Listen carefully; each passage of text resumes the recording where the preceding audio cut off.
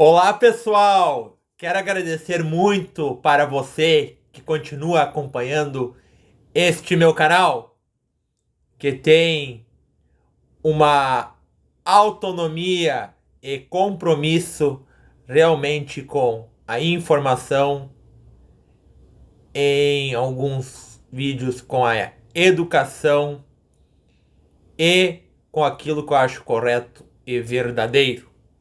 Pois bem, hoje eu quero falar a respeito do DSM. O que é o DSM e críticas que posso fazer? Vamos lá. O DSM é um manual de doenças.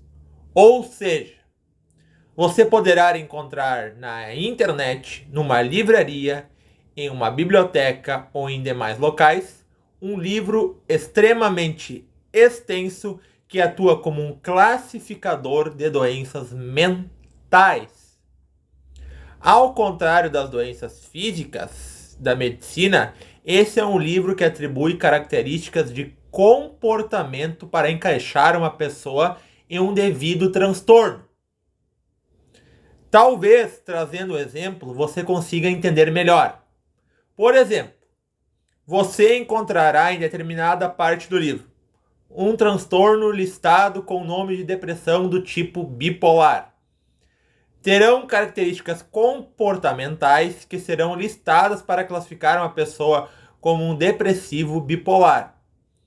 Alterações de humor constantes que vão de um estado de euforia e felicidade para um estado de desânimo profundo. Essa seria a classificação da pessoa depressiva bipolar. Então, eu só estou dando um exemplo lá. Pois bem, qual a crítica que eu faria para esse livro e uma nova ideia que eu traria para as consultas dos profissionais de psicologia e psiquiatria? A crítica é de que existem outras determinadas abordagens da área de saúde mental que não trabalham com o DSM e conquistam resultados muito satisfatórios. Em muitos casos, resultados superiores aos que usam o DSM. Isso é um fato constatado.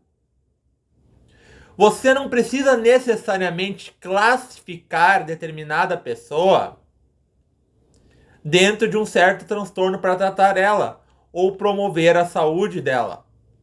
Você não precisa aplicar um nome não muito convidativo de um transtorno para alguém. A depender da pessoa, ela não se sentirá melhor tendo a classificação de um transtorno.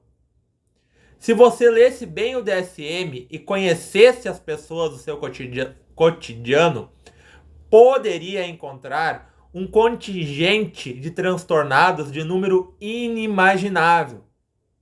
Esse livro, em determinado momento, poderia confundir ainda mais um profissional, pois o profissional talvez não saberá classificar a verdadeira intensidade de um problema psiquiátrico.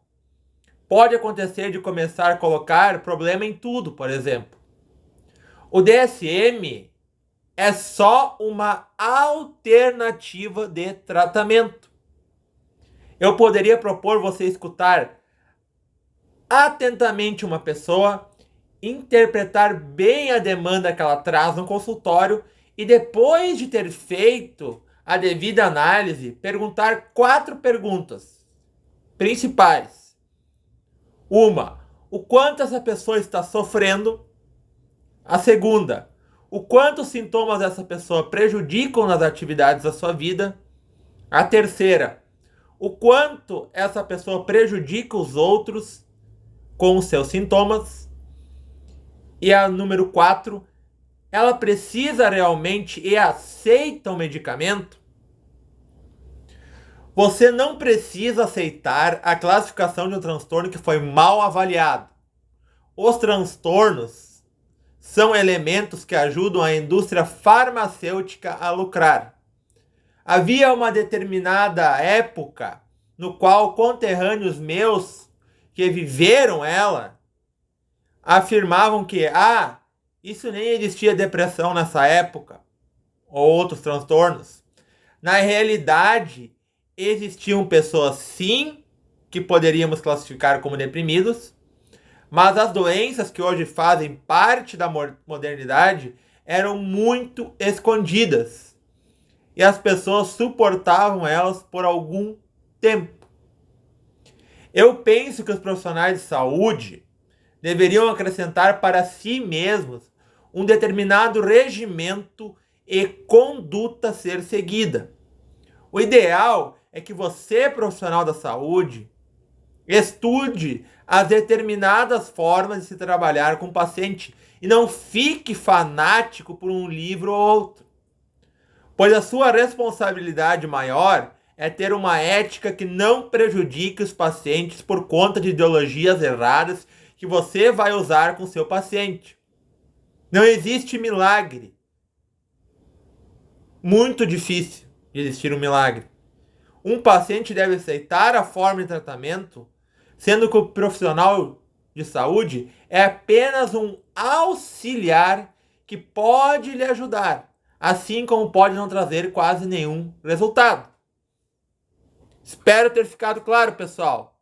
Tenha uma boa segunda.